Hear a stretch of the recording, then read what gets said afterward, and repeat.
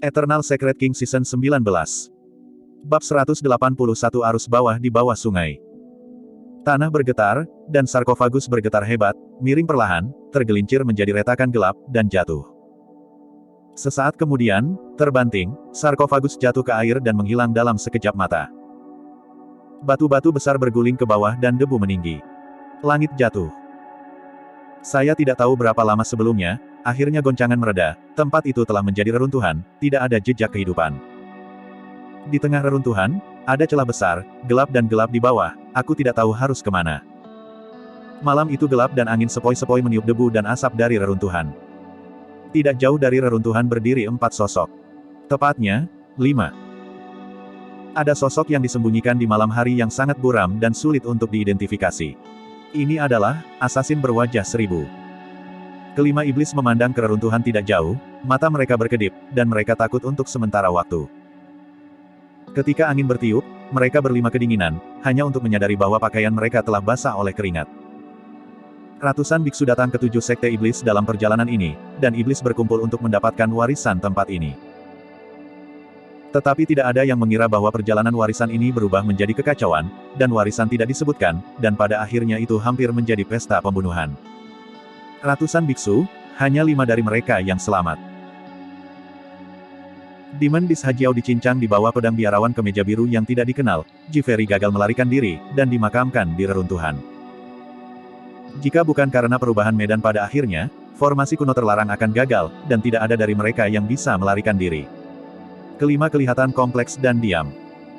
Kehancuran ini disebabkan oleh kerangka mengerikan itu. Tetapi entah bagaimana, yang paling mengesankan setiap orang malam ini adalah Biksu Xingshan yang tidak diketahui asalnya. Dalam semua keadilan, pada saat terakhir, jika tengkorak itu telah dicubit oleh seorang biarawan kemeja biru, saya takut ujung mereka akan sama, dan itu pasti akan terbunuh oleh kerangka yang menghisap darah. Siapa orang ini? Setelah waktu yang lama, Pang Yue tiba-tiba bertanya. Sang Guan Yu menggelengkan kepalanya dan berkata, seharusnya orang-orang di Xianmen, dan mereka yang dikenal karena kekuatan jarak dekat mereka tidak lebih dari gerbang peri itu. Darah orang ini mengandung kekuatan guntur dan kilat. Kurasa dia mungkin adalah murid sejati dari Wind Thunder Hall. Sayang sekali. Pang Yue mengerutkan bibirnya, mengasihani matanya. Sebelum kalah dari tangan Su Zimo, Pang Yue tidak berkecil hati, tetapi lebih suka berperang. Kekuatannya jauh lebih kuat dari Su Zimo. Gerakan membunuh yang terus-menerus dari Su Zimo tidak benar-benar melukai otot dan kekuatan Pang Yue, yang menunjukkan bahwa kekuatan fisik dan kengerian fisiknya. Alasan mengapa dia dikalahkan adalah untuk meremehkan musuh, dan Su Zimo memimpin dan menekannya sampai akhir, membuatnya sulit untuk berdiri. Pang Yue percaya bahwa jika keduanya bertarung lagi, dia tidak akan pernah kalah. Sekarang Su Zimo telah jatuh, Pang Yue telah kehilangan kesempatan untuk mengalahkannya, dan tidak bisa tidak menyesalinya. Sebenarnya, tidak hanya Pang Yue, tetapi juga 4 hati iblis lainnya terbakar. Lagi pula, ada roh-roh terlarang kuno di sini, kekuatan spiritual semua orang di penjara, dan kekuatan mereka tidak dapat diberikan sama sekali. Di mata semua orang, iblis jahat mati terlalu parah. Sayangnya, orang ini sudah mati, kalau tidak, dia pasti akan bisa menemuinya di medan perang kuno di masa depan. Pada saat itu, biarkan dia melihat cara saya Yun Yusong. Sang Guan Yu mendengus pelan. Apa gunanya mengatakan itu? Iblis-iblis sihir berjalan pergi dan berkata dengan dingin, pergi, sampai jumpa di medan perang kuno. 1000 wajah, bergetar dan menghilang. Dalam sekejap mata, kelima iblis itu pergi, dan di atas reruntuhan, kedamaian dipulihkan. Tidak lama kemudian, sosok dan sosok menggoda turun di reruntuhan, dengan penampilan yang indah dan rasa dewasa di seluruh tubuh, yang tampaknya membangkitkan keinginan paling primitif di hati. Harapan. Gadis ini adalah kepala rumah lelang Tianbao. Apa yang terjadi? Gusi tampak serius dan bergumam. Hah? Gusi berdiri di atas reruntuhan dan berdiri di langit dengan gelombang kekuatan yang gemetar, menyebarkan perasaan Tuhan yang besar, dengan hati-hati mencari di reruntuhan, dan menolak untuk kehilangan jejak. Tidak. Gusi mengerutkan kening, menatap celah tanpa dasar di bawah kakinya, sedikit ragu, atau mendarat. Tak lama, Gusi datang ke sungai. Gusi mencari-cari lagi, tetapi tidak membuahkan hasil, ia mengarahkan pandangannya ke sungai tidak jauh. Gusi menyebarkan pengetahuannya lagi, menyusup ke sungai, dan pergi jauh ke dasar sungai. Setelah sedikit, wajah Gusi berubah dan dia sadar kembali. Di dasar sungai, dia melihat bayangan gelap, mengalir ke kejauhan. Tidak ada kecelakaan, itu harus arus bawah di dasar sungai. Arus bawah di dasar sungai sangat kuat dan arusnya bergolak. Segala sesuatu yang jatuh ke arus bawah di dasar sungai akan diambil, tidak harus ke tempat manapun. Ketika keluar dari arus bawah sungai, secara alami berhenti di sana. Yan, kamu persis di mana?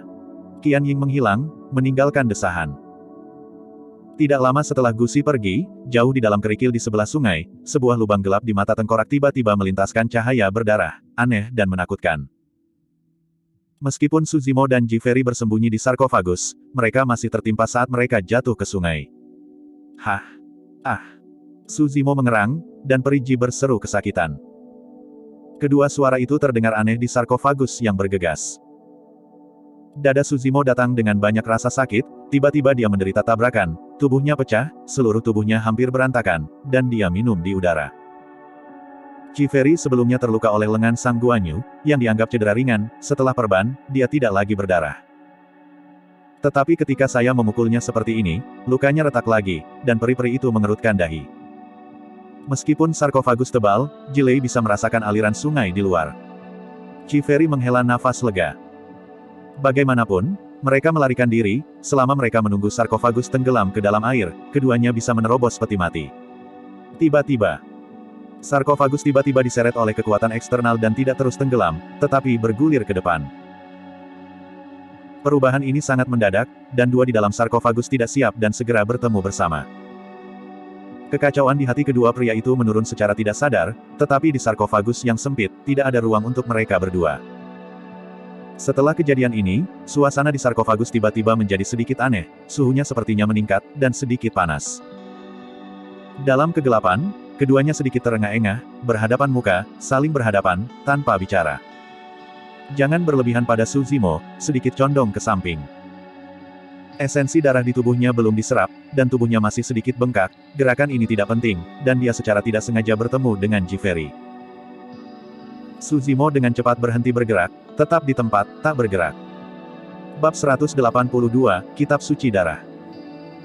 Sarkofagus tidak tenggelam ke dasar, tetapi dibawa pergi oleh kekuatan eksternal, lalu hanya ada satu kemungkinan, yaitu arus bawah di dasar sungai. Tidak ada yang bisa mereka lakukan di arus bawah sungai. Bahkan jika mereka sekarang keluar dari sarkofagus, mereka tidak dapat melarikan diri dari arus bawah sungai, apalagi keduanya terluka. Sekarang mereka hanya bisa mendengarkan nasib langit, menunggu sarkofagus melarikan diri dari arus sungai sendiri, dan keduanya meninggalkan peti mati lagi. Menyadari bahwa tidak ada bahaya, Ji Yao sedikit aman, dan dia menyipit ke arah Suzimo, yang berbaring di sampingnya. Matanya berbalik, dan kilatan sempit matanya berkedip, dan mulutnya sedikit miring. Hei, apa kamu disengaja? Tiba-tiba Ji Peri bertanya. Suzimo memejamkan matanya, dan hatinya agak kosong, dan dia tidak mengatakan apa-apa. Lagi pula, keduanya hanya saling bertabrakan, dan tak terhindarkan kulit akan saling bersentuhan. Aku tidak berpikir kamu terlihat sangat cantik, dan kamu tidak berbeda dari yang lain. Mereka semua adalah bayi yang lebih rendah. Kamu juga mengaku sebagai orang baik di jalan yang benar, dan kamu tidak takut malu. Keduanya terlalu dekat, dan peri-peri mengeluarkan aroma samar, menghembuskan seperti biru. Suzimo mendengarkan nada aneh Ji Yaojing dan merasakan kehangatan yang datang dari telinganya, dia merasa sedikit tidak rela. Tiba-tiba, Suzimo mengejutkan hatinya, menggigit lidahnya, berusaha membuat dirinya tetap terjaga. Melalui tanda-tanda Wu Xiangming, Yan Fei, dan yang lainnya, Suzimo sudah samar-samar menebak apa yang bisa dilakukan momen Su Nucun ini. Tidak heran orang-orang di setan memanggilnya peri. Suzimo berkata diam-diam. Meskipun dia berjaga-jaga, dia hampir kehilangan akal dan bingung olehnya.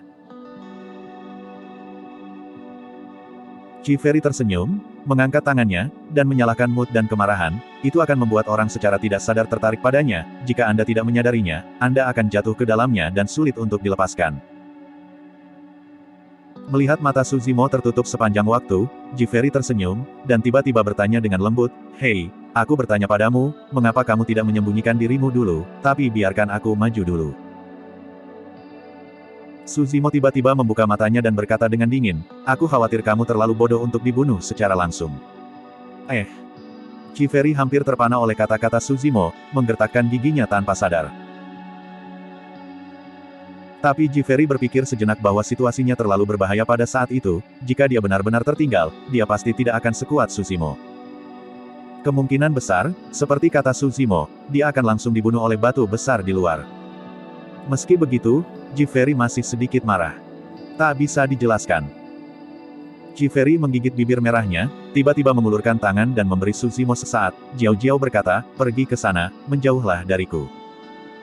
Bahkan jika Jiferi tidak mengatakannya, Suzimo ingin menjauh darinya, sejauh mungkin. Tetapi sarkofagus ini sangat kecil sehingga tidak ada ruang untuk itu. Cara terbaik sekarang adalah memperbaiki esensi darah dalam tubuh dan membiarkan tubuh kembali normal, yang akan menyisakan lebih banyak ruang. Jika tidak ada yang lain, setelah menyempurnakan esensi vena darah ini, bab pemotongan sumsum Suzimo harus mencapai sukses besar. Suzimo menarik napas dalam-dalam, perlahan-lahan menggerakkan pikiran harimau, macan tutul dan guntur, tepat di sarkofagus ini, bernapas. Bergemuruh. Tubuh Suzimo tiba-tiba terdengar suara aneh, semakin jelas, seperti harimau dan macan tutul, seperti guntur. Dengan naik turunnya suara ini, darah di tubuh Suzimo mulai bekerja.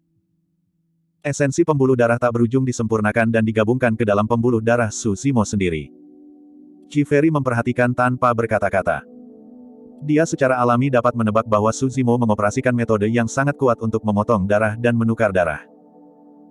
Alasan mengapa pria tampan ini memiliki kekuatan yang mengerikan dan kuat juga berasal dari teknik memotong darah dan bertukar darah. Jiferi mendengarkan dengan seksama dan berkedip, berniat untuk mempelajari teknik rahasia secara diam-diam. Tapi ide ini benar-benar naif. Teknik pembentukan sumsum Suzimo adalah perpaduan dua teknik pembentukan sumsum peringkat teratas, suara guntur harimau dan macan tutul yang unik di benua. Belum lagi harimau dan macan tutul, berapa banyak waktu dan energi yang dihabiskan Suzimo hanya untuk memahami suara harimau dan macan tutul. Jiao Jing bahkan tidak memiliki formula mental, jadi dia ingin memahami teknik rahasia ini melalui suara tubuh Suzimo. Setelah sehari semalam, Jiferi mencoba berulang kali tanpa hasil dan akhirnya menyerah. Jiferi mengerutkan bibirnya, merajuk. Saya harus mengatakan bahwa macan tutul dan macan tutul sangat kuat. Hanya sehari dan satu malam kemudian, tubuh Suzimo telah menyusut banyak, dan ia akan segera kembali normal. Hal yang paling mengejutkan tentang Jiferi adalah luka di dada Suzimo sudah sembuh, dan bekas luka sudah mulai saat ini. Sungguh kemampuan penyembuhan diri yang kuat. Jiferi diam-diam ketakutan. Anda tahu, luka ini telah menembus tubuh Suzimo. Bahkan jika praktisi tidak memiliki 10 hari setengah bulan, ia mungkin tidak akan sembuh. Suzimo hanya membutuhkan 1 hari 1 malam untuk memperbaiki semua luka di tubuhnya. Pada titik ini, luka di lengan Jiferi baru saja sembuh dan berhenti berdarah, dan bekas luka masih akan memakan waktu beberapa hari. Monster apa ini? Jiao Jing menatap wajah sisi Suzimo dan tertegun. Setelah bertukar darah, kulit Suzimo menjadi lebih adil dan tembus cahaya, sehalus dan selembut bayi yang baru lahir, dan seperti kristal. Tidak heran kakakku begitu terobsesi padanya, dia terlihat sangat baik, anak ini benar-benar mampu. Setelah jeda, Peri Ji berpikir, iya. Aku bisa mengajar pang orang gila, itu tidak sekecil itu. Selama ini, Jiferi kurang. Melihat kultivasi Suzimo, kelopak mata Jiferi menjadi lebih berat dan dia tertidur. Saya tidak tahu berapa lama setelah itu, Jiferi terbangun dari tidurnya, membuat suara, dan bangkit, tetapi memukul peti mati dengan keras. Ups! Jiferi menggosok dahinya dan berseru. Kali ini, Jiferi benar-benar sadar, dan akhirnya ingat di mana dia berada. Jiferi memandang tanpa sadar ke samping, sosok Suzimo telah pulih seperti sebelumnya, melihat ke atas, membuka mata, melihat ke penutup peti mati. Jiferi memeriksa tubuhnya dengan cepat, dan tidak ada yang berbeda, jadi dia menghela nafas lega. Sebagai gadis penyihir, dia seharusnya tidak membuat kesalahan tingkat rendah seperti itu. Ketika ada seorang pria di sebelahnya, dia benar-benar tertidur. Jika dia berbaring di sebelah Yun Yuzong di Mensangguan Yu, konsekuensinya tidak terpikirkan. Risiko bagus. Jiferi memuntahkan dupa, lidah, dan tanpa sadar melirik Suzimo. Hah? Kali ini, Jiferi menemukan anomali Suzimo. Awalnya, Jiferi mengira Suzimo linglung dengan mata terbuka. Melihat itu sekarang, Suzimo tampaknya melihat sesuatu, dan mempelajarinya dengan cermat, dan beberapa diserap.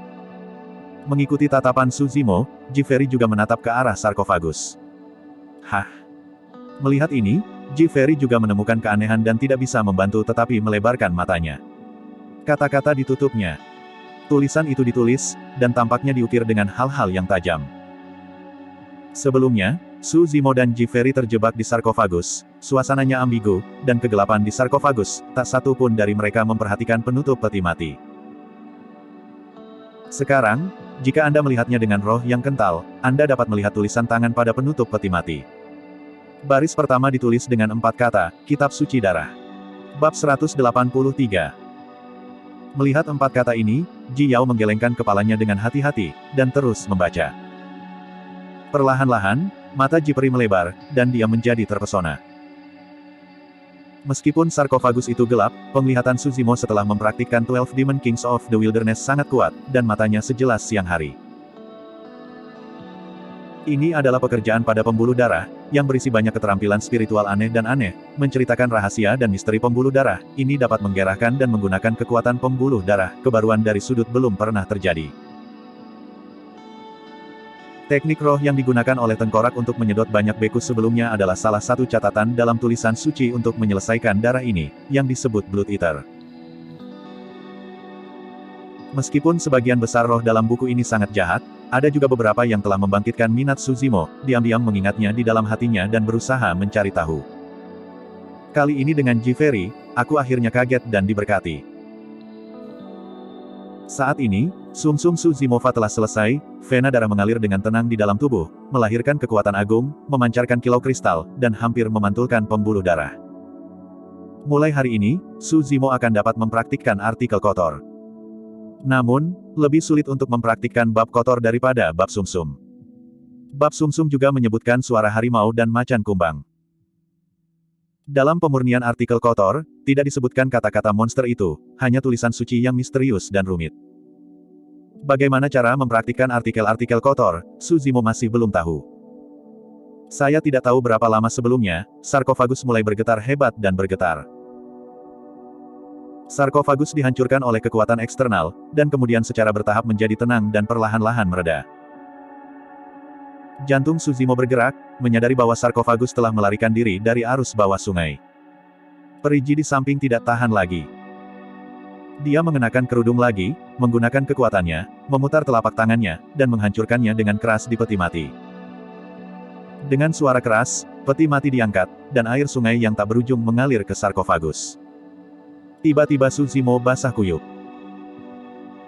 Melihat Ji Feri lagi, dia siap menggunakan kekuatan spiritual untuk menyingkat sekelompok topeng hampir transparan di sekitar tubuh untuk memblokir sungai di luar.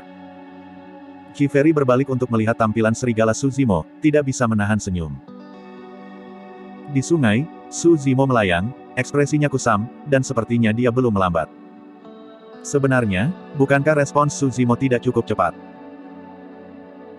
Tetapi setelah sungai mengalir ke dalam sarkofagus, mata Su Zimo melirik dan melihat sebuah manik seukuran melayang mengambang di sarkofagus. Manik ini sangat tua, meskipun terbuat dari kayu, tidak ada tanda pembusukan. Ada telapak tangan terukir pada Buddha, dan jari-jari serta ibu jari saling bertautan untuk membentuk jejak tangan, setiap jalur bergaris pada telapak tangan terlihat jelas, yang memesona. Su Zimo hanya melirik manik itu, dan merasakan sesaat malu di depannya, melihat gambar yang sangat mengejutkan. Medan perang tampaknya menjadi api penyucian, dengan tulang-tulang menumpuk di pegunungan, darah mengalir dari semua sisi ke sungai, udara yang membubung tinggi, awan gelap, atmosfernya tertekan, terengah-engah. Angin bertiup berkilauan, menusuk tulang-tulang. Di atas mayat-mayat berdarah itu, berdirilah seorang lelaki berlumuran darah, yang menghadap Su Zimo, dan melihat ke bawah, tersenyum, seperti kepala iblis seluruh dunia. Tawa itu mengerikan, seolah-olah itu terdengar di telinga Su Zimo, itu bergetar. Setelah beberapa saat, sedikit cahaya keemasan berserakan di medan perang melalui celah awan hitam, membawa sedikit kehangatan. Seiring waktu, semakin banyak cahaya keemasan menjadi semakin banyak, hampir merobek awan hitam menjadi berkeping-keping. Tiba-tiba, sinar cahaya emas yang menyilaukan turun dari langit, sepertinya menembus langit, dan memercikkan ke kepala iblis. Mengaum. Kepala iblis begitu marah sehingga tiba-tiba dia mengangkat kepalanya dan mengaum dengan marah ke arah langit. Boom! Ditemani oleh suara memekakkan telinga yang keras, telapak emas berkedip jatuh dari langit, ibu jari tengah saling bertautan, membentuk jejak tangan, perlahan-lahan ditekan ke bawah. Segel Fox. Suara tebal dan dalam terdengar. Sidik jari emas itu tidak mendarat di kepala-kepala iblis. Kepala iblis tampaknya tidak mampu menahan tekanan. Seluruh tubuh meledak tiba-tiba, menyemprotkan kabut darah, mengejutkan. Darah berceceran di mana-mana, Suzimo hanya merasa tersengat di matanya, dan terbangun dari ilusi. Seluruh proses tampaknya lambat, tetapi hanya sesaat. Melihat manik-manik yang tenggelam ke danau tidak jauh, Suzimo menggigil. Mata Suzimo melintas perjuangan, sedikit ragu, masih mematahkan sungai, mengejar manik-manik yang tenggelam, dan menahannya di telapak tangannya. Ketika saya mendapatkan manik-manik, tidak ada yang aneh terjadi. Suzimo menghela nafas lega. Tampaknya selama Anda tidak menatap pola pada manik-manik, Anda tidak akan jatuh ke dalam ilusi begitu saja. Segel Fox. Suzimo melintas 3 kata ini dalam benaknya. Jangan pikirkan itu, ini pasti misteri yang sangat kuat. Meskipun itu hanya sesaat sebelum dia jatuh ke dalam fantasi, sidik jari emas meninggalkan kesan mendalam pada Suzimo dan masih melekat dalam pikirannya. Suzimo menendang air dengan kakinya, menuju sungai, dan segera pecah ke pantai. Pada saat ini, Suzimo telanjang di tubuh bagian atas dan pakaian di tubuh bagian bawah basah. Chiferi mengerutkan bibir dan menyapu tubuh bagian bawah Suzimo. Baru saja akan berbicara dan bercanda, dia melihat bahwa Suzimo gemetar dan membawa darah. Tiba-tiba oleh kekuatan darah, tubuh Suzimo tiba-tiba meledak menjadi kabut putih. Semua tetesan air telah menguap. Di bawah tabir, mulut perigi terbuka membentuk lingkaran. Suzimo menemukan kemeja biru bersih dari tas penyimpanan, mengenakannya kembali, dan menjatuhkan manik-manik di telapak tangannya. Mata Ji Yaojing bergerak, mengingat kelainan Suzimo di dasar sungai sebelumnya, dia datang dan bertanya, apa yang kamu temukan di bawah? Tidak ada apa-apa. Suzimo tentu saja tidak akan memberitahu Ji Permata Peri, tetapi hanya mengatakan sedikit. Pelit. Ji Peri mendengus. Suzimo menghunus pedang terbang, melompat ke udara, dan melihat ke atas. Setelah arus bawah sungai, dia tidak tahu di mana dia sekarang. Chiferi juga muncul ke udara dan melihat sekeliling. Suzimo berpikir sejenak, lalu melihat kembali ke sungai besar di belakangnya. Dengan gerakan di hatinya, dia samar-samar menebak di mana dia berada.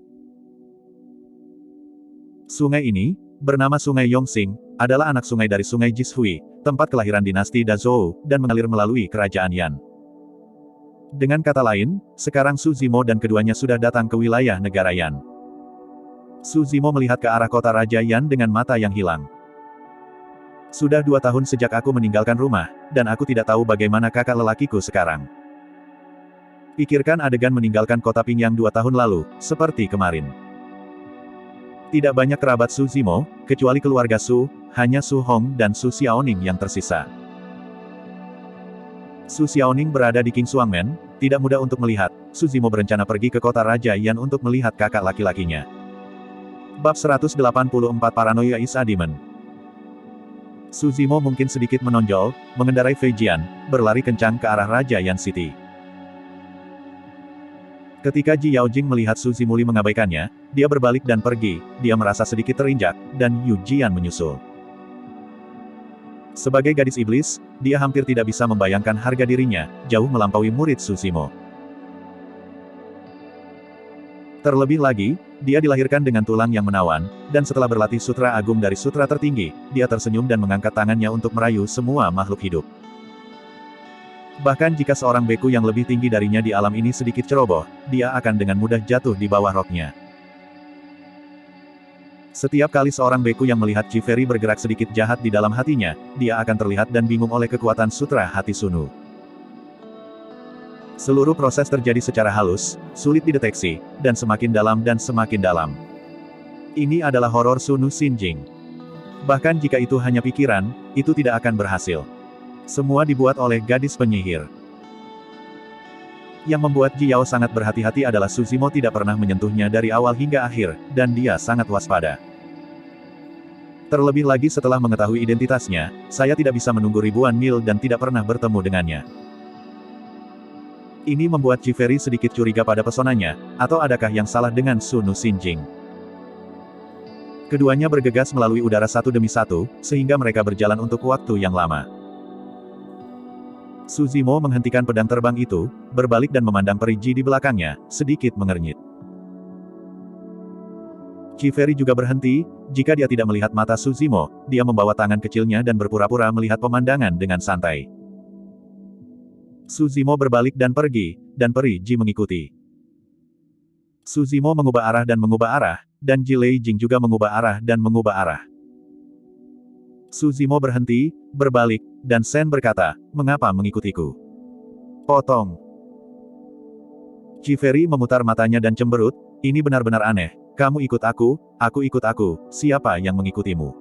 Tidakkah kamu sayang?" Su Zimo mengangguk dan bertanya, "Oke, mau kemana?" "Aku."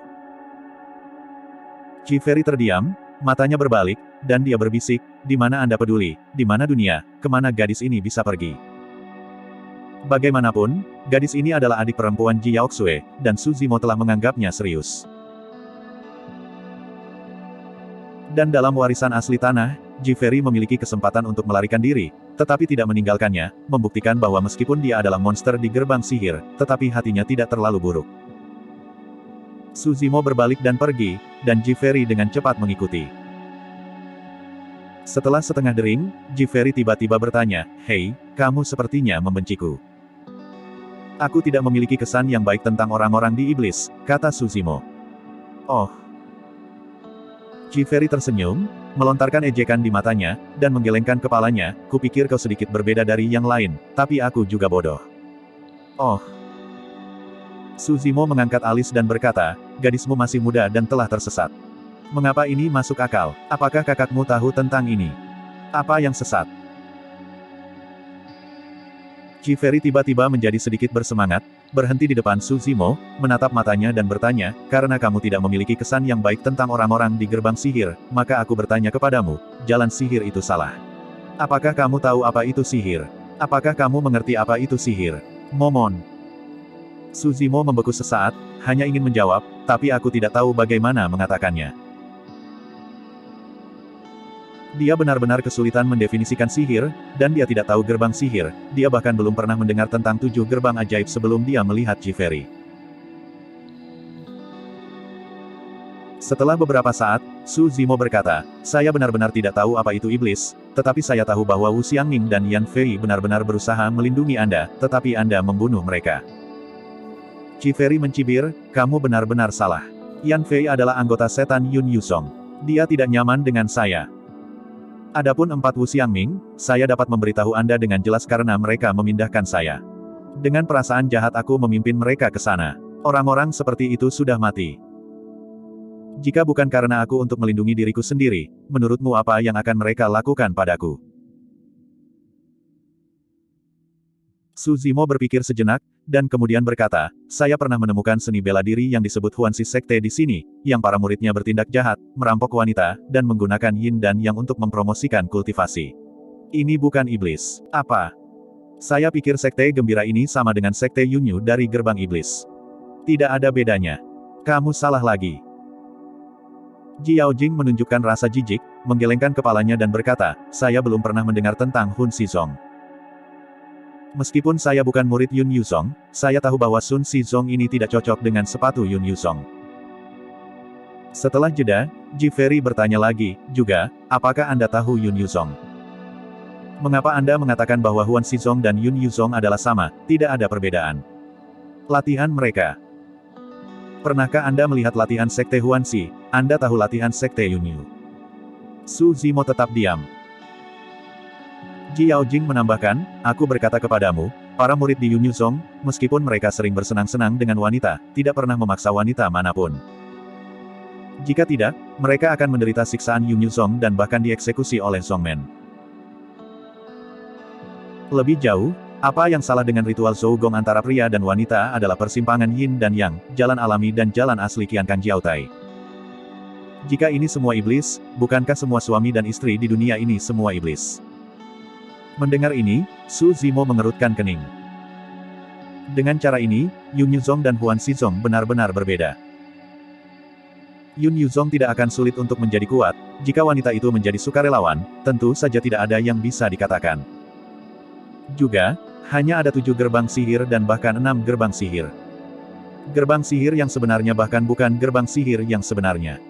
Belum lagi sekolah-sekolah kecil yang kacau di Huanzhong, mereka layak disebut sihir. Qiferi melanjutkan, karena kamu tidak tahu apa itu iblis, biarkan aku memberitahumu.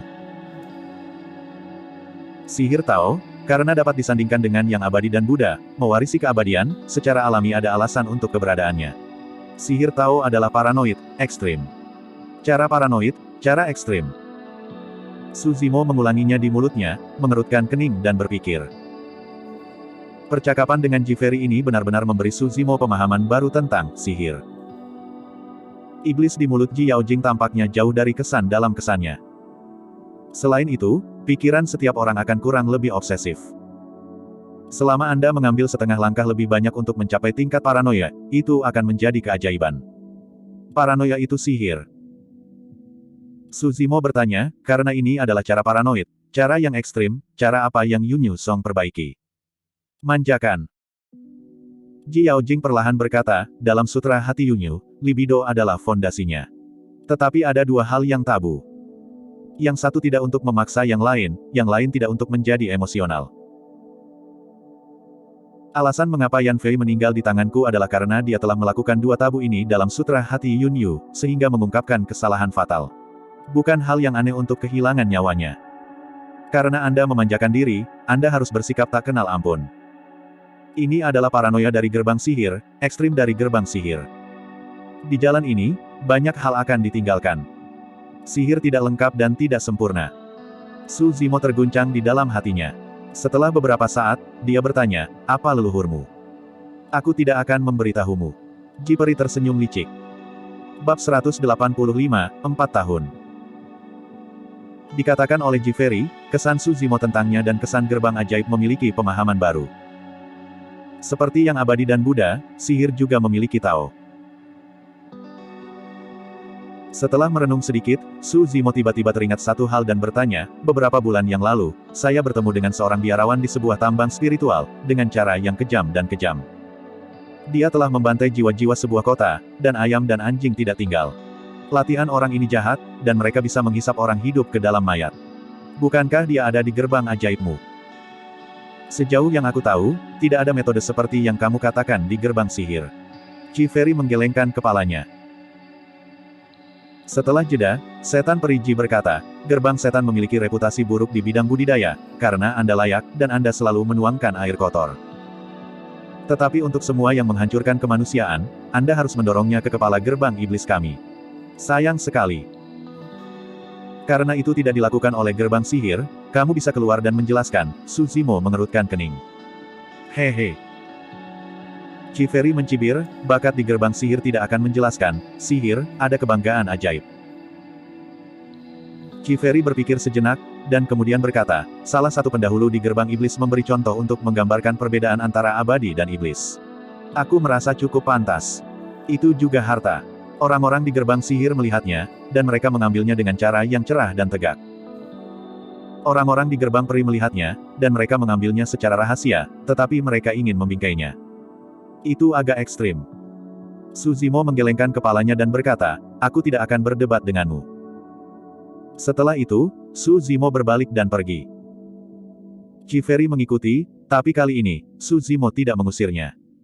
Kemana kamu pergi? Tanya Qiferi. Su Zimo berkata, pulang dan lihatlah. Tepat saat Su Zimo berlari kencang menuju kota Raja Yan, selusin biksu lainnya datang ke kota kecil di tepi kerajaan Yan. Dipimpin oleh 2 pria dan 1 wanita. Pria itu mengenakan jubah putih, tanpa cacat, tersenyum, tampan, dan elegan. Wanita itu mengenakan gaun panjang berwarna air jernih, dan rambut hitam panjangnya berkibar-kibar ditiup angin, terlihat lembut dan tenang, dan cantik dalam penampilan. Keduanya berjalan dengan pedang mereka, dan pakaian mereka berkibar seperti sepasang anak laki-laki dan perempuan kemasan. Lebih penting lagi, 2 pria dan wanita yang dipimpin oleh mereka ternyata sukses. Selusin praktisi yang mengikuti mereka juga beku dari pembangunan pondasi. Kultivasi tidak merata. Beberapa berada pada tahap awal konstruksi pondasi, dan beberapa berada pada tahap akhir konstruksi pondasi. Selusin token digantung di pinggang 10 biksu ini, menulis kata, Bixia. Pada saat ini, banyak orang berjalan di jalan, dan tiba-tiba mereka melihat selusin biksu yang berdiri di udara, dan ekspresi mereka tiba-tiba berubah. Banyak orang segera berlutut di tanah dan berteriak, temui yang abadi. Seseorang di antara orang banyak memiliki mata yang tajam dan mengenali identitas wanita yang lembut itu, berbisik, sepertinya itu adalah gadis dari keluarga Sen. Itu gadis itu, bukankah kamu mengatakan itu? Aku tidak berani mengenalinya. 4 tahun telah berlalu, dan perubahannya terlalu besar, sama seperti putri peri. Mendengkur, jangan hanya melihatnya, orang-orang sekarang adalah peri, dan mereka menggali matamu. Wanita lembut berbaju biru ini adalah Sen Mengki, yang dibawa pergi oleh orang asli dari Changlang 4 tahun lalu dan memasuki istana Bixia. Biksu putih di sebelahnya adalah saudaranya bernama Suyu. Sister Mei, ternyata rumah Anda di sini. Suyu memandang Sen Mengki di sampingnya, matanya lembut dan bertanya dengan suara rendah. Sen Mengki tampaknya memiliki camilan, tetapi dia memandang kota di bawah kakinya sambil mendesah, matanya cemberut, dan ingatannya mengingatkan. Tanpa sadar, 4 tahun telah berlalu. 4 tahun yang lalu, dia dan Changlang berdiri di udara. Kota Pingyang adalah pemandangan seperti itu, dan mereka tampaknya saling kenal.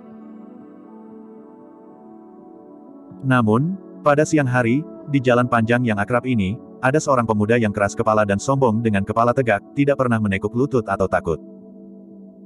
Memikirkan anak laki-laki itu, mulut Sen Mengki sedikit miring dan tersenyum. Dalam sekejap, Sen Mengki menghela nafas sedikit dan menggelengkan kepalanya lagi.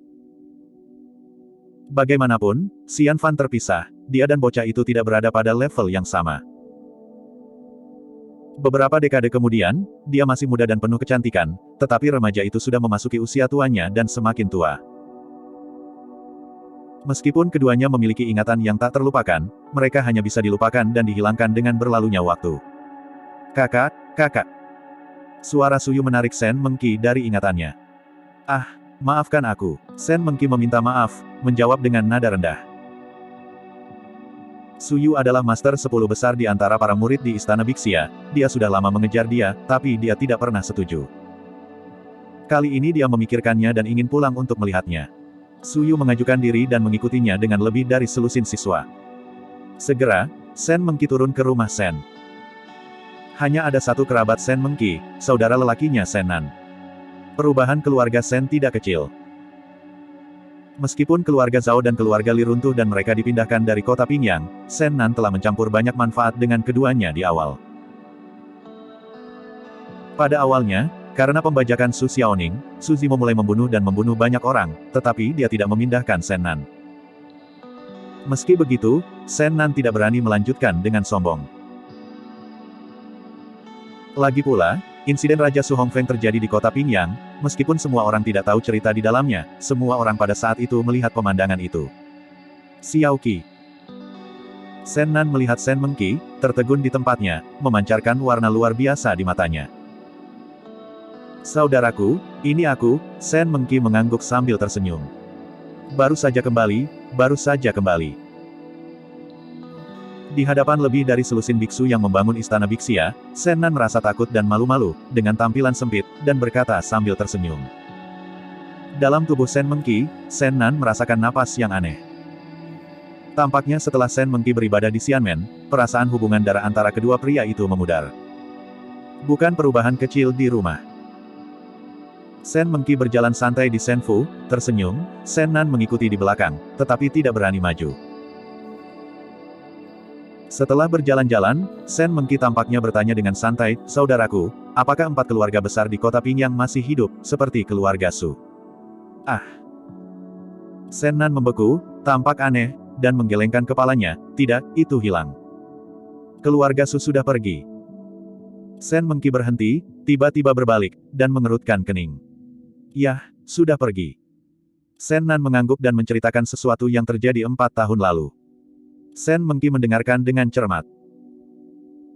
Kalau begitu Su Zimo pasti telah memuja penguasa sungai dan danau tertentu sebagai guru, dan kekuatannya telah tumbuh dengan cepat.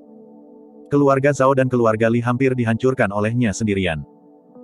Shen Nan melirik Shen Mengqi lagi, dan berkata, tapi dia tidak membunuhku. Kurasa dia membacanya di wajahmu. Shen Mengqi tidak berbicara.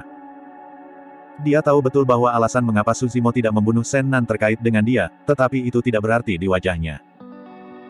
Kakak, siapa Su Zimo ini? Di mana dia sekarang?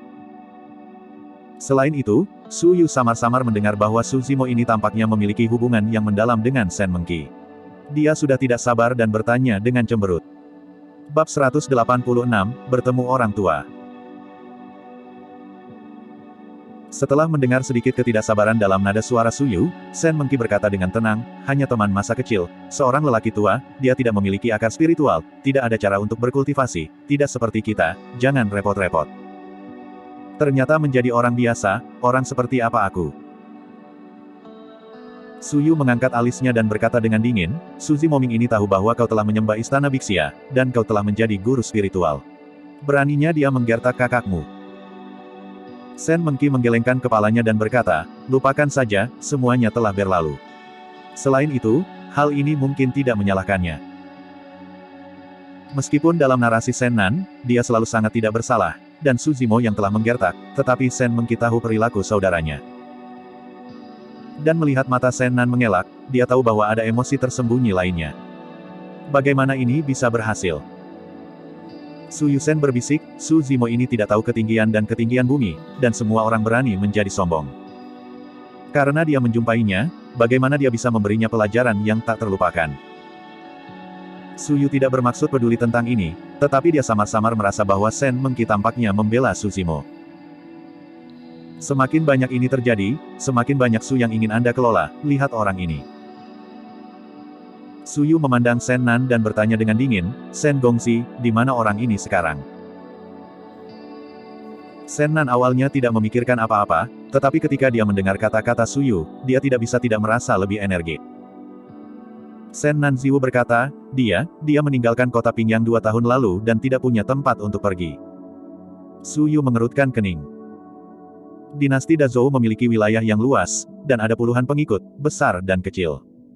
Menginginkan seseorang sama saja dengan menemukan jarum di tumpukan jerami. Shen Nan batuk dan berkata, namun, saudara lelaki ini memiliki saudara lelaki bernama Su Hong, yang sekarang adalah Raja Menelan. Hah? Su Yuzhen tertawa, Raja Manusia hanyalah manusia. Ini hampir sama dengan Kiman dari Xiao Zongmen. Ketika saya melihat biarawan di Istana Bixia, meskipun dia adalah Raja Yan, dia harus berlutut kepada saya turun. Mata Shen Nan mendidih dan matanya bersinar. Shen Nan tampak melihat Raja Yan yang tinggi di atasnya. Dia berlutut dengan jujur dan tidak berani melihat ke atas. Gambaran macam apa itu? Su Yu dengan bangga berkata, bagus, saudari. Karena Su Zimo ini membuli saudaramu, ayo pergi ke King Yan City dan mengajar saudaranya. Hehe, ini disebut koran untuk koran. Shen Mengqi mengerutkan kening, wajahnya ragu-ragu.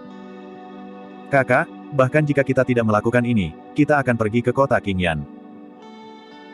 Su Yu berkata, saudari Zhou hilang selama 2 tahun, dan tidak ada pesan. Guru meminta kami untuk menyelidikinya. Tempat di mana kebanyakan praktisi di negara bagian Yan berkumpul, dan tempat dengan informasi terbanyak, adalah kota Raja Yan. Baiklah, baiklah. Shen Mengqi mengangguk. Su Yu menemukan perahu roh dari kantong penyimpanan, menyuntikkan aura, bangkit melawan angin, dan melayang di udara. Su Yu tersenyum dan berkata, Shen Gongxi, kamu bisa datang juga. Ketika kamu melihat Hari Raja Yan, kamu akan mengangkat alis dan menghembuskan napas. Shen Nan mengangguk dengan cepat, gemetar karena kegembiraan, dan tidak bisa menyembunyikan kegembiraan di matanya. Lebih dari selusin biksu istana Bixia naik perahu spiritual satu persatu di bawah kendali Su Yu, mereka dengan cepat terangkat ke aliran cahaya, berderap ke arah kota Raja Yan. Setelah beberapa hari berderap, Su Zimo dan Ji Feri akhirnya tiba di King Yan City. 2 tahun lalu, Su Zimo sudah ada di sini. Di atas aula, di bawah mata semua orang, dia memotong kepala Yan Raja Zhao Qian dengan satu pedang dan mengikatnya di pinggangnya, kemudian dia berperang berdarah, membunuh pengepungan, dan melonjak.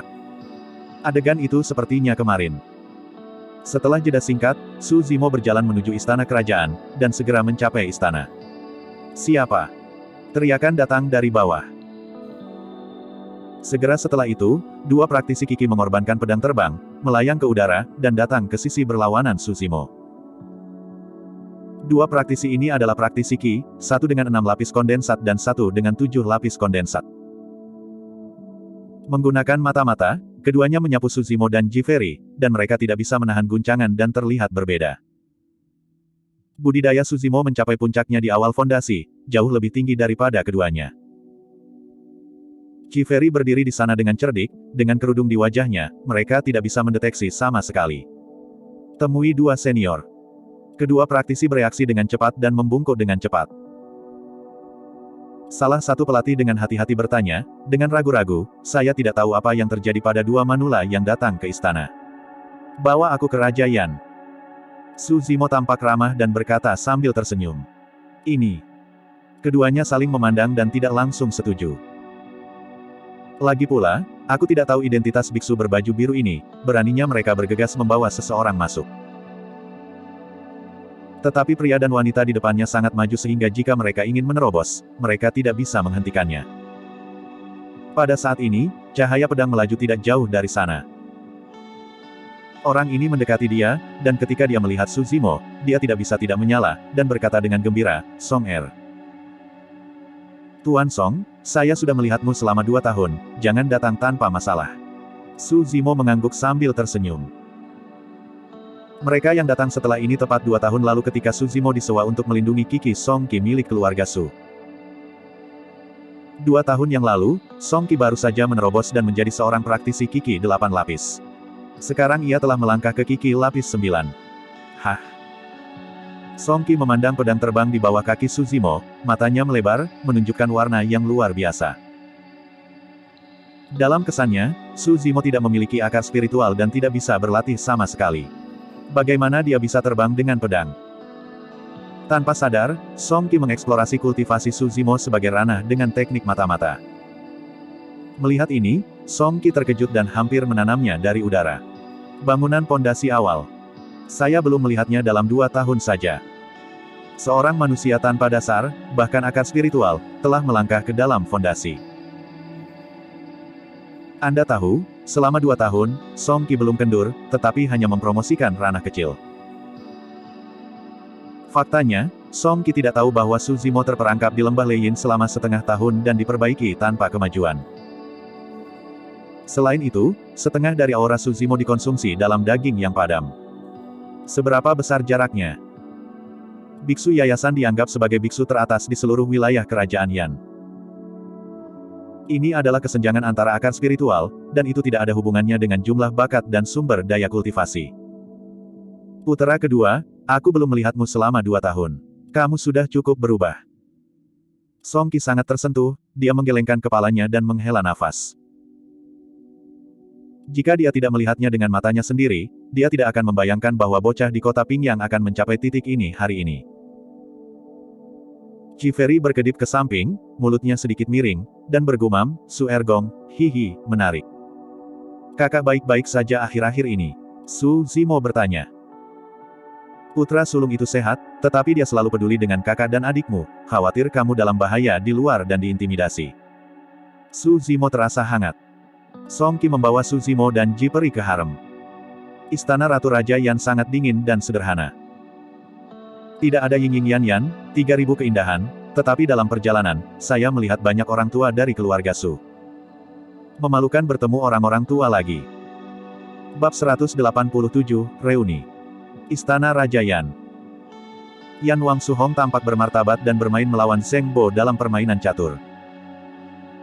Penjaga Liu Yu dan Wei Qihuo berdiri di samping, menjaga keduanya dengan mata tajam.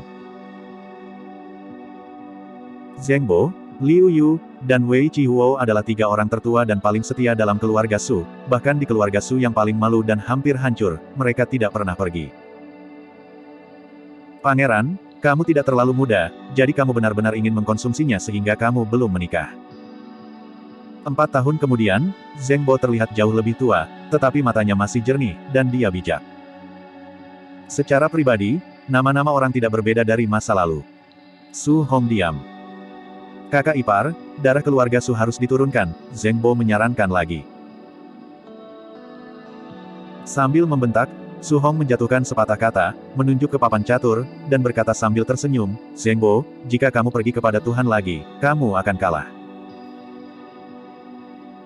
Ketika Zheng Bo melihat Su Hong tampaknya tidak ingin membicarakannya, dia tidak bisa menahan senyum sedikit, dan sedikit mendesah, roh itu tidak sebagus sebelumnya, dan itu semakin tua. Saat itu, tawa datang dari luar pintu, dan suara Song Qi datang. Tuan Zheng, Anda kira, siapa di sini? Pintu istana raja ditutup, dan Su Hong dan yang lainnya hanya bisa melihat sosok samar di dalamnya. Setelah mendengar kalimat ini, Su Hong menggelengkan kepalanya dan tersenyum, karena itu, mungkin ada orang. Zheng Bo mengerang sedikit, hatinya bergerak, dan dia berbisik, apakah itu putra kedua, atau apakah wanita itu kembali? Xiao Ning menyembah di Xianmen untuk berlatih, bagaimana aku bisa kembali, seperti untuk Zimo? Su Hong melirik dengan cemas, dan berkata, aku tidak tahu kemana anak ini pergi, dia tidak melihat siapapun selama 2 tahun. Saudaraku, aku kembali. Seorang pria menerobos pintu, mengenakan kemeja biru, penuh buku yang penuh amarah, mata jernih, itu Su Zimo. Putra kedua. Benar-benar putra kedua. Liu Yu menyeringai, wajahnya bersukacita. Zimo. Mata Su Hong tumbuh subur. Dia perlahan bangkit, melangkah maju, dan menatap Su Zimo dari atas ke bawah. Meskipun dia berusaha menahan diri, dia masih tidak bisa menyembunyikan kegembiraannya. Sementara Su Hong memandang Su Zimo mengawasinya. Dia belum bertemu satu sama lain selama 2 tahun, dan penampilan Su Hong tidak banyak berubah. Pada awalnya, dia gagal membunuh Raja Yan, dan sangat berkecil hati sehingga dia memutih sepanjang malam. Sekarang, pada pandangan pertama, dia terlihat seperti orang tua. Faktanya, Su Hong baru berusia 34 tahun ini. Su Hong mengulurkan tangannya, mencengkeram bahu Su Zimo dengan erat, dan mengguncangnya dengan kuat sebelum mengangguk dengan kepuasan, ya, lebih kuat dari sebelumnya. Tuan, Anda mungkin belum tahu. Sun Er juga seorang kultivator sekarang, dan dia jauh lebih tinggi dari saya. Song Qi berkata ke samping. Oh, benarkah? Su Hong melintas. Su Zimo tidak menyembunyikannya, mengangguk dan berkata, ya, saudaraku, aku menyembah gerbang leluhur bernama Si Feng, yang terdaftar di antara 5 gerbang leluhur dinasti Dazhou, tidak lebih lemah dari gerbang King Suang Xiaoning. Oke. Su Hong mengangguk lagi dan lagi, wajah Liu Yu bersukacita. Pada saat ini, tatapan Su Hong menoleh untuk melihat wanita di sebelah Su Zimo. Dia tidak bisa membantu tetapi terlihat sedikit, hatinya dipenuhi dengan keheranan, dan bertanya, gadis ini. Su Zimo ingat bahwa Ji Feri masih ada di sana. Tepat ketika dia akan memperkenalkannya, dia mendengar suara Ji Feri, seperti manik-manik besar dan manik-manik kecil yang jatuh di piring batu giok. Saudaraku, halo. Keempat kata itu membuat Su Zimo mengerutkan kening. Dia menyebut Su Hong sebagai kakak laki-laki, dan tentu saja tidak ada hubungannya dengan peri lelucon ini. Su Zimo melirik sedikit, berusaha mengingatkannya, tetapi dia juga di tempat, sedikit tersesat. Saya tidak tahu kapan, Ji Feri benar-benar melepas cadar di wajahnya, mengungkapkan penampilan tiada taraf yang membuang makhluk hidup. Kali ini, di tubuh Ji Feri, aku tidak bisa merasakan pesona sedikitpun. Sebaliknya, Ji Feri sekarang terlihat halus, cantik dan bermartabat, kepalanya sedikit menunduk, pipinya memerah, dan dia tampak sedikit malu. Rahang Su Zimo nyaris jatuh ke tanah. Ini Ji Feri. Gadis di depannya, dan peri-peri yang menawan dan mempesona dalam kesan Su Zimo, benar-benar berbeda satu sama lain. Ini jelas wanita keluarga yang baik, di mana peri? Saya melihat Ji Feri disatukan di sisi Su Zimo, mengulurkan tangan kecil, menarik lengan Su Zimo, memberinya pandangan putih, dan memandang Su Hong, dengan takut-takut berkata, namaku adalah Asapnak, ini Zimo. Teman. Tubuh Su Zimo mati rasa ketika dia mendengarnya, dan dia merinding. Teman adalah teman, apa artinya berhenti di tengah? Awalnya, kalimat ini bukan apa-apa, dan ketika Ji Feri berkata begitu, tiba-tiba berubah rasanya dan imajinatif. Cukup yakin. Su Hong muncul dengan kaget, dan mengangguk dengan gembira. Zheng Bo dan Song Qi juga tersenyum, menatap mata Ji Feri dengan sedikit inspeksi, semakin puas mereka. Liu Yu dan Yu Chihuo berkedip pada Su Zimo dan mengangkat ibu jari mereka secara diam-diam. Qi Feri, apa yang kamu lakukan? Su Zimo menarik-narik peri-peri, menariknya ke sudut, mengerutkan kening, dan bertanya dengan suara rendah. Ada apa? Qi Feri terlihat tidak bersalah. Siapa yang menyuruhmu mengambil kerudung itu? Tidak sopan melihat kakak dengan kerudung. Juga. Su Zimo mengangguk tanpa sadar, tetapi selalu merasa ada sesuatu yang salah, dan kemudian memikirkannya, lalu dia melambat dan menatap Qi Feri dan berkata, siapa saudaramu? Itu saudaraku. Juga, Qi Feri, kamu berpura-pura seperti apa di depan kakakku, aku tidak tahu orang seperti apa kamu. Su Zimo sedikit mencibir. Aku tidak harus berpura-pura, sekarang aku akan melemparkannya ke dalam pelukanmu, mari kita mendapatkan kasih sayang. Qi Feri memicingkan mata ke Su Zimo, dengan provokatif. Su Zimo terkejut dan berkata dengan cepat, kamu harus berpura-pura. Dia tahu betul bahwa orang di depannya tidak bermoral dan benar-benar bisa melakukan hal seperti itu. Zimo, apa yang kamu lakukan? Pada saat ini, Su Hong datang, dengan sedikit celaan, dan berkata dengan suara yang dalam, saya mendengarkan apa yang Anda katakan peri, di mana gadis-gadis lain terlihat seperti peri, jangan bicara omong kosong, tetapi Anda telah belajar keras selama lebih dari 10 tahun buku sage. Su Zimo ditegur, tetapi sulit untuk dijelaskan, dan dia harus berkata, saudaraku, jangan memikirkannya, dia benar-benar teman saya dan seorang praktisi kultivasi. Oh. Tanpa diduga, mata Su Hong bersinar, dan dia mengangguk, itu benar, kalian berdua adalah pembudidaya, tetapi Yaman benar. Ujung-ujung mulut Ji Peri sedikit miring, dan ada kebanggaan sombong di bagian bawah matanya. Su Zimo sedikit batuk dan harus mengalihkan topik pembicaraan dan bertanya, apakah Xiaoning kembali dalam 2 tahun? Tidak. Su Hong menggelengkan kepalanya dan bertanya, kamu belum melihatnya. Su Zimo mengerang, tapi kamu tidak perlu khawatir tentang kakak, Zongmen akan segera dimulai. Pada saat itu, Zongmen besar dan kecil di bidang dinasti Dazhou berkumpul, dan aku bisa melihat Xiaoning. Tentu saja, Anda tidak hanya akan melihat Su Xiaoning di Zongmen Tali, tetapi Anda juga dapat melihat beberapa orang tua. Sebuah gambar muncul di benak Su Zimo. Seorang wanita lembut yang berkata kepadanya dengan cara yang tanpa ampun, kamu dan aku telah kehilangan cinta, Xian Fan terpisah, aku takut aku tidak akan melihatmu lagi. Hubungannya benar, sejauh Xian Fan terpisah, aku tidak akan melihatmu lagi. Haha. Ada ejekan di mata Su Zimo. Bab 188 membobol istana. Su Zimo tidak segera pergi, tetapi berencana untuk tinggal di istana selama beberapa hari dan menghabiskan lebih banyak waktu dengan kakak laki-lakinya. Lagi pula, lain kali saya kembali, saya tidak tahu kapan harus menunggu. Qi Feri tidak pergi, mengikuti Su Zimo untuk tinggal di istana, tetapi hanya sesekali keluar dan berbalik, tidak ada yang terjadi dan menggoda Su Zimo. Sebagai Raja Yan, Su Hong secara alami tidak tinggal di harem sepanjang waktu. Setiap hari dia membutuhkan waktu untuk naik dan meninjau memorial. Selama masa ini, Su Zimo duduk diam di rumahnya, ketika ia mempromosikan budidaya dan mulai berlatih artikel kotor, sambil belajar tentang beberapa keterampilan spiritual darah yang diperoleh di sarkofagus, dan Buddha. Sebelum meninggalkan Feng Feng, kondisi kultivasi Su Zimo telah mencapai puncak fondasi awal. Setelah pertempuran di Tanah Warisan, ia kemudian mendapatkan setengah dari darah kerangka misterius itu. Dalam beberapa hari, Su Zimo menerobos ke tengah yayasan, dan semuanya dilakukan. Wilayah Su Zimo tentang darah itu baik, dan telah mencapai darah seperti air pasang yang legendaris. Relatif mudah untuk melatih roh-roh darah semacam itu.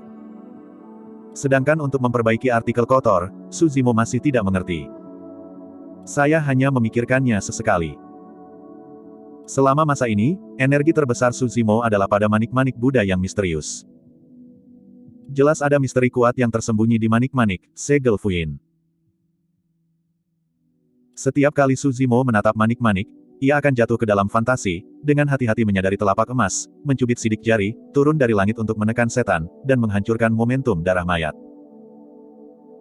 Teruslah berpikir dan berusaha mencari tahu untuk tidak melewatkan setiap detail. Pada hari ini, sekelompok biksu di kota Raja Yan datang, kepala pria dan wanita adalah Su Yu dan Sen Mengqi. Saudari, izinkan saya mengatakan, mari kita masuk ke istana dengan kebenaran, dan mengambil Raja Yan. Setelah bertanya tentang berita saudara Zhou, bagaimana dengan balas dendam? Su Anda bertanya kepada Sen Mengqi sambil tersenyum komentar. Sen Mengqi mengerutkan kening dan menggelengkan kepalanya, saya tidak ingin melihat orang-orang tua ini, jadi saya tidak akan pergi dengan Anda. Su Anda memalingkan matanya dan mengangguk, ya, kami adalah dirimu. Jika Anda datang ke Raja Yan, Anda akan menaikkan statusnya. Liang Hao, Liu Hongyi, dua saudara lelaki dan saudari, tolong bawa beberapa dari Anda ke istana bersamamu, dan beri saya, Song King Su Hong, tolong. Su Yu mengucapkan kata, tolong, sedikit lagi. Sudah jelas bahwa itu akan membuat Su Hong menderita. Kedua biksu istana Bixia berdiri dan memeluk, saudara sudah dapat yakin bahwa masalah ini diserahkan kepada kita. Su Yu mengangguk. Liang Hao dan Liu Hongyi sama-sama berada di periode akhir yayasan, di kota Qingyan ini, mereka pasti berjalan berdampingan.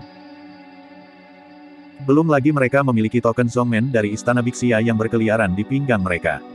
Yang mana yang tidak membuka mata dan berani memprovokasi mereka. Su Yu, Sen Mengqi dan Sen Nan dengan santai menemukan sebuah penginapan dan tinggal di sana, menunggu Liang Hao, Liu Hongyi dan yang lainnya untuk membawa Raja Yan. Dalam hal ini, Sen Nan adalah yang paling menarik. Dalam 2 tahun terakhir, sejak Su Hongfeng menjadi raja, Sen Nan hidup dalam ketakutan, karena takut bahwa suatu hari keluarga Su akan menemukannya untuk menyelesaikan rekening. Sekarang, Sen Nan tidak perlu takut. Setelah Su Hong mundur hari ini, dia berjalan menuju harem. Ketika dia datang ke pintu Su Zimo, dia menemukan bahwa pintu itu tertutup rapat. Su Hong berhenti sedikit, bukannya mengetuk pintu, dia berbalik dan pergi. Dia berspekulasi bahwa Su Zimo mungkin berlatih retret tanpa memotongnya. Kembali di asrama, Su Hong terus menyetujui buku itu. Tak lama kemudian, ada suara keras di luar pintu. Pria apa? Ah! Ada suara samar pertempuran dan berteriak, dan sepertinya seseorang menyerbu istana dan langsung datang ke sini. Hah? Su Hong mengerutkan kening, wajahnya tidak berfluktuasi banyak, dan dia tenang dan tenang. Liu Yu dan Wei Chihuo saling memandang, dengan cepat membela di depan Su Hong, dan berbisik, Tuan, berjalanlah dari belakang. Song Qi berdiri, menemukan pedang terbang dari tas penyimpanan, tampak berwibawa, dan menggelengkan kepalanya, aku khawatir aku tidak bisa berjalan. Klik.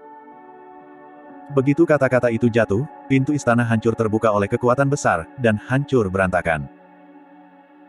Lebih dari selusin pembudidaya melangkah dengan meteor, menatap ke atas dan melihat ke depan dengan dorongan hati. Tatapan Song Qi menyapu, dan dia tidak bisa menahan gemetar, napasnya mandek. Yayasan. Lebih dari selusin praktisi, semuanya adalah biksu. Dua yang dikepalai oleh keduanya lebih tinggi, mereka berdua dalam masa konstruksi akhir. Kekuatan seperti itu hampir menghancurkan suatu negara bawahan. Kapan Yan Guo menyinggung kekuatan seperti itu? Pikiran Song Qi berubah tajam, berpikir, tidak masuk akal. Saya jarang menghubungi praktisi sebelumnya, dan tidak mungkin menyinggung orang-orang ini. Tatapan Song Qi jatuh pada token dari selusin biksu yang membangun pangkalan, dan dia melihat dengan dalam. Bixia. Istana Bixia, salah satu dari 5 gerbang. Sesuatu yang besar terjadi. Song Qi dipaksa untuk tenang, tersenyum, dan berkata, beberapa pendahulu istana Bixia datang ke Wangcheng, dan ada sambutan jarak jauh, dan mereka juga berharap untuk pengampunan. Ini aku. Su Hong perlahan bangkit, tampak tenang, dan mendorong Liu Yu dan Wei Chihuo pergi, menatap langsung ke Liang Hao. Oh! Mulut Liu Hongyi menunjukkan setrum, dan dia terkekeh, aku benar-benar bodoh dan tak kenal takut. Aku masih bisa begitu tenang sekarang. Aku ingin tahu apakah kamu akan takut untuk meludahkan sesaat lagi. Aku tidak tahu mengapa kamu membobol istana raja. Nada bicara Su Hong lembut dan tidak rendah hati. Apa yang terjadi? Wajah Liang Hao tenggelam, dan dia tiba-tiba berteriak, Su Hong, kamu sangat berani, kamu belum berlutut ketika kamu melihat peri saya di istana Bixia. Suara itu memekakan telinga, bergema di asrama, dan kuat. Tampaknya ada yang abadi menatap Chang Sheng dan bertanya dengan keras. Belum lagi manusia, bahkan kulit Song Qi sedikit pucat, dan dia merasa dadanya sesak, dan jantungnya tiba-tiba meledak. Su Hong mengangkat kepalanya, tiba-tiba tersenyum, dan bertanya, kenapa aku harus berlutut? Ini benar-benar ketidaktahuan.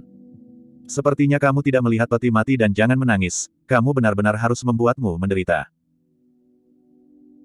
Liu Hongyi berkata dengan suara suram, wajahnya tidak rapi, dan ketika dia akan melangkah maju, ada suara di luar pintu. Orang-orang di istana Bixia benar-benar makmur. Mereka memaksa orang untuk berlutut di setiap belokan. Kalimat ini tampaknya mengolok-olok dan menghina, dan segera membangkitkan kemarahan di hati semua orang di istana Bixia dan menoleh ke belakang satu demi satu. Saya melihat seorang pria dengan kemeja biru berjalan mondar-mandir, dengan mata cerah, seperti seorang sarjana Konfusianisme, tetapi matanya menyempit seperti pisau, dengan cahaya dingin di dalamnya, sangat tajam. Di belakang pria berbaju biru itu diikuti oleh seorang wanita dengan rok merah muda. Keindahan itu mencekik, mata itu seakan berbicara. Di antara harapan dan harapan, cahaya mengalir, dan hati banyak beku juga berdesir. Bab 189, mungkin segel penindasan Vien. Baik itu laki-laki atau perempuan, selusin atau lebih pembudidaya istana Iridescent Cloud tertarik oleh gadis itu dalam penampilan pink, lupa di mana mereka berada sejenak. Baru setelah lelaki berjubah hijau berjubah merah muda melewati mereka dan memasuki ruangan itu semua orang sadar. Liang Hao dan Liu Hongyi menggunakan spirit peering art mereka untuk menyelidiki mereka berdua segera. Gadis berbaju merah muda itu sepertinya telah mengembangkan beberapa teknik rahasia, menyembunyikan kultivasinya dengan cara yang buram dan tak terduga. Tidak ada yang istimewa dari pembudidaya berjubah hijau, ia adalah seorang yayasan pembentukan yayasan tingkat menengah.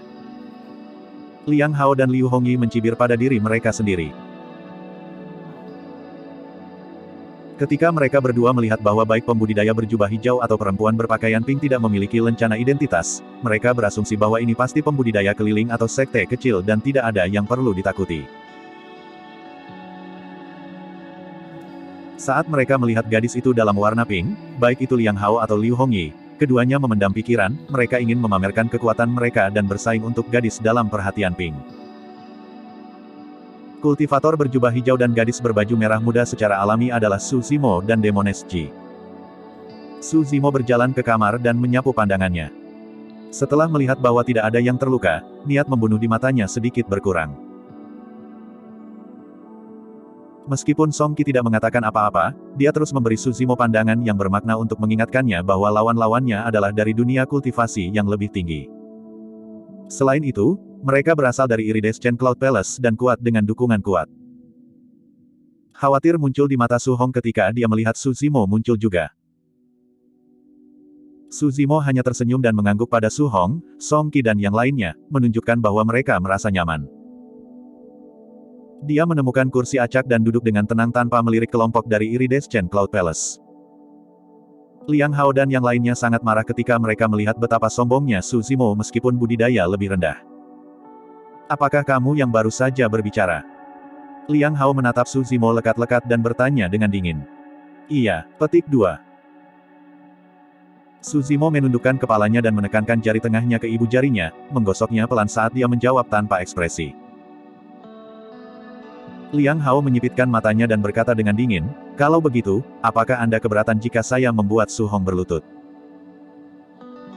Su Zimo mengangkat kepalanya dan menatap Liang Hao, bertanya sambil tersenyum, apakah kamu layak? Kamu pasti mencari mati. Ujung jari Liang Hao bergerak dalam gerakan mantra, dan energi roh di dantiannya meledak, membentuk pedang panjang keluar dari udara tipis. Ini adalah salah satu teknik roh yang lebih biasa di dunia kultivasi, seni pedang kondensasi. Menggunakan energi roh yang kaya sebagai fondasi, pedang panjang diringkas. Namun, ketajamannya tidak lebih lemah dari senjata roh. Selain itu, auranya menakutkan dan memancarkan kekuatan supresif. Saat itu, Su Zimo juga bergerak. Pikirannya berkelebat berulang kali dengan pemandangan mengejutkan yang telah dia saksikan ketika dia menggali ilusi Buddha Bet. Tanpa sadar, jari tengah dan jempol Su Zimo ditekan bersama untuk membentuk segel tangan yang aneh. Keterampilan rahasia yang tersembunyi di dalam manik Buddha, segel penindasan Vien. Pada saat itu, energi roh di dantiannya beredar dengan gila-gilaan dan terus-menerus naik ke segel tangan yang baru terbentuk. Kecepatannya terlalu cepat.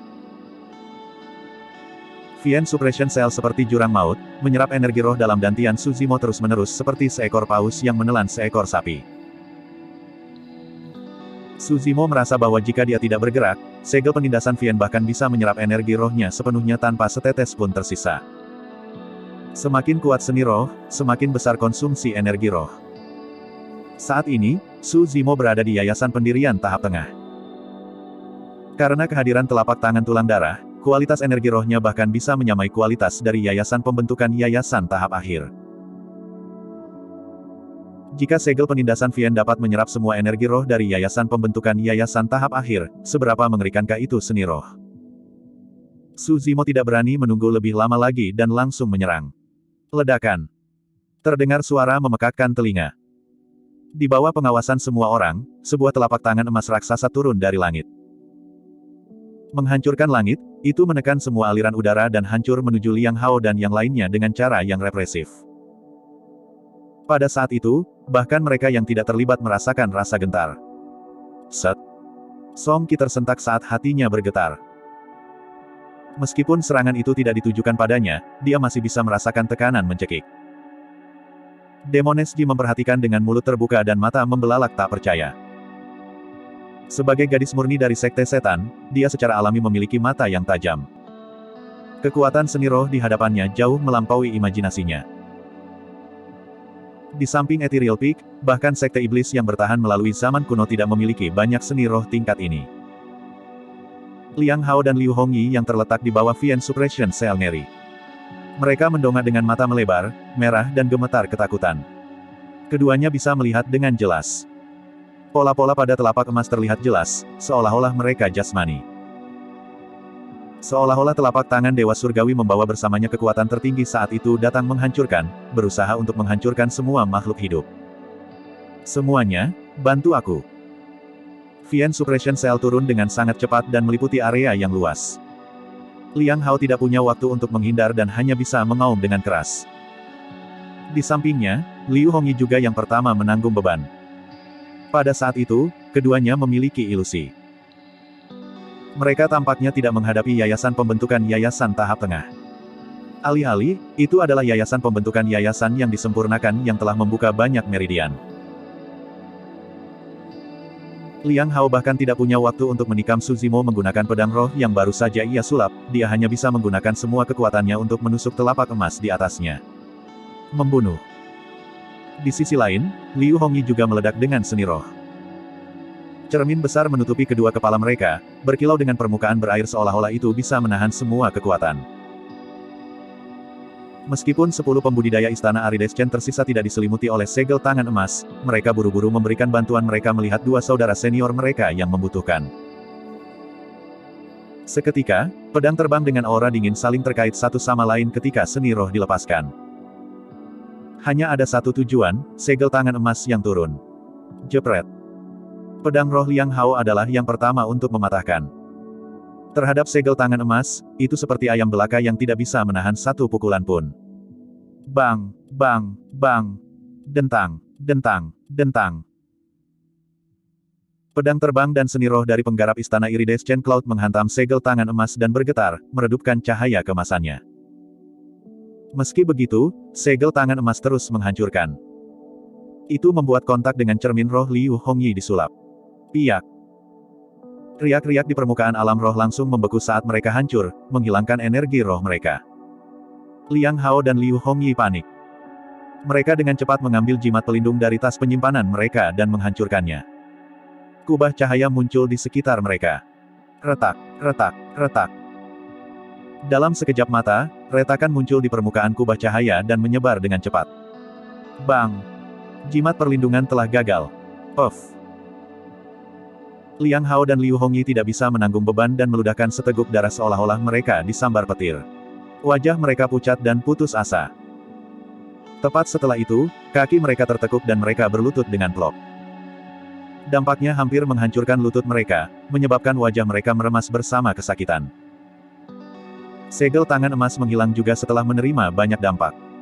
Itu benar-benar diam di dalam ruangan. Tidak ada yang mengharapkan ini. Demones Ji tahu bahwa Su Zimo menakutkan dalam kemampuan tempur jarak dekatnya.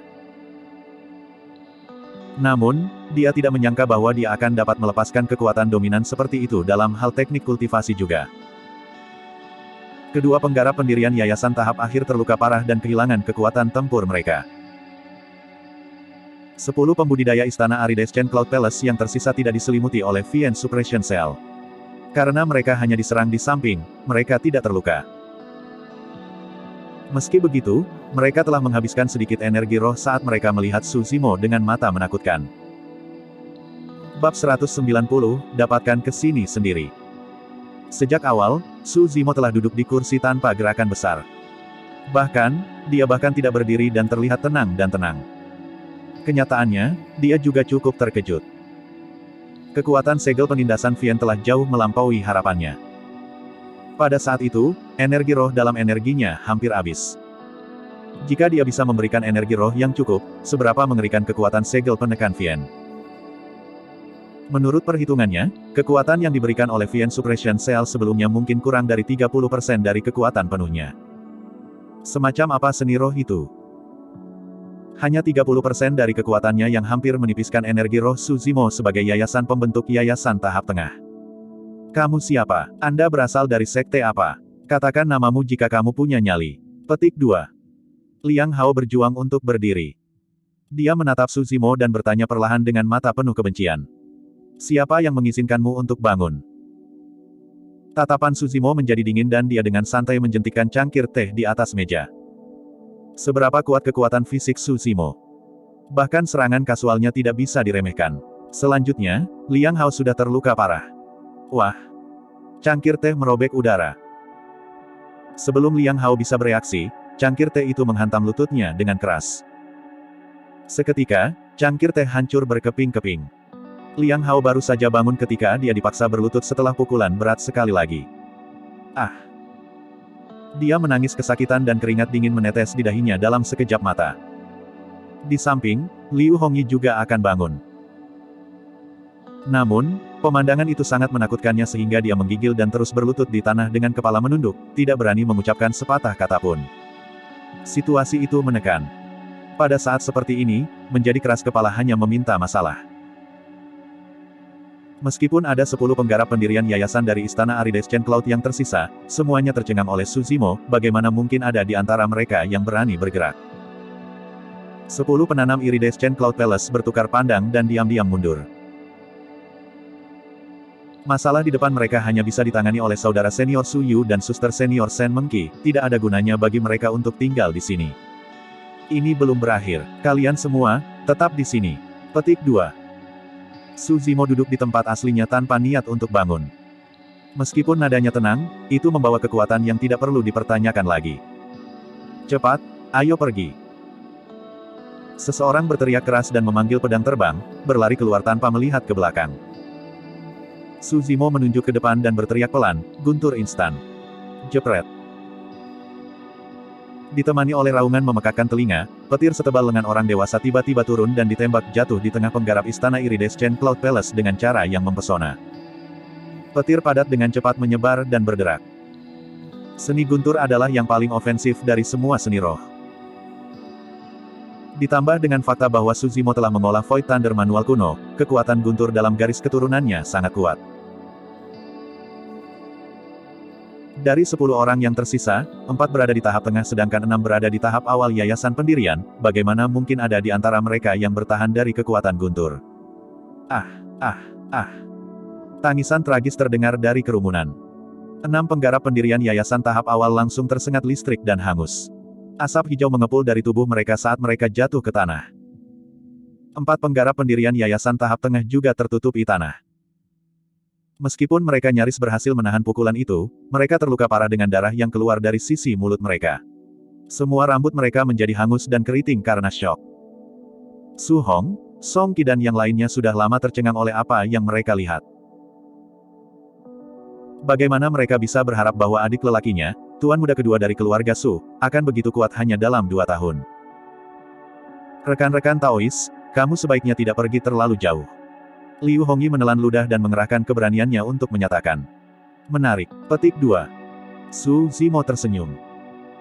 Kaulah yang datang mengetuk untuk memprovokasi, memaksa orang lain berlutut dengan cara yang mengintimidasi. Kenapa aku yang disalahkan karena terlalu jauh sekarang? Petik 2. Hehehe, jangan sombong sekarang. Liang Hao menahan rasa sakit di lututnya dan berkata dengan sinis, Pang, kakak dan adik perempuan saya berada di ibu kota sekarang. Tunggu dan lihat apa yang terjadi jika kita tidak membawa Su Hong kembali bersama kita. Petik 2. Oh. Su Zimo membaca yang tersirat dan bertanya dengan penuh minat, apakah itu berarti bahwa Anda di sini hari ini untuk mengambil Raja Yan? Liang Hao menjawab dengan keras, jadi bagaimana kalau aku? Baik sekali. Petik 2. Su Zimo mengangguk dan bertanya lagi, mengapa kamu menginginkan Raja Yan? Apakah itu karena dia memiliki perselisihan dengan kalian atau itu sesuatu yang lain? Petik 2. Itu bukan urusan Anda. Petik 2. Liang Hao mendengus. Meskipun Su Hong adalah Raja Yan, dia hanyalah manusia biasa. Ini kehormatannya jika kakak senior Su ingin melihatnya. Petik 2. Kehormatan. Su Zimo mencibir dingin, kalau begitu, aku akan membiarkan satu orang pergi. Petik 2. Kamu. Kembali dan katakan pada kakak senior musuh kata-kataku yang tepat. Petik 2. Su Zimo dengan santai menunjuk ke seorang pembudidaya Iridescent Cloud Palace yang sedikit terluka dan berkata dengan acuh tak acuh, jika Anda ingin bertemu Raja Yan, tentu saja. Dapatkan di sini sendiri. Penanam Iridescent Cloud Palace mengangguk dengan ekspresi ketakutan dan melarikan diri dengan pedang terbangnya. Di sebuah penginapan dekat ibu kota. Su Yu dan Shen Mengki dengan santai makan dan mengobrol. Su Yu bertanya dengan prihatin, saudari junior, kamu tidak terlihat terlalu baik. Apakah Anda merasa tidak sehat? Petik 2. Tidak apa. Petik 2. Shen Mengki menggelengkan kepalanya dan mengerutkan kening. Untuk beberapa alasan, aku merasa sedikit frustrasi. Petik 2. Su Yu tersenyum. Saudari junior, kamu tidak perlu terlalu memikirkannya. Jika Anda tidak ingin melihat teman-teman lama itu, Anda bisa menghindari Su Hong saat dia ada di sini nanti. Serahkan semuanya padaku. Petik 2. Baiklah, Shen Mengki mengangguk. Saat itu, suara pakaian yang berkibar di udara bisa terdengar dari jauh, jelas bahwa seseorang telah meludahi pedang terbang dengan cara yang tampaknya bingung. Oh.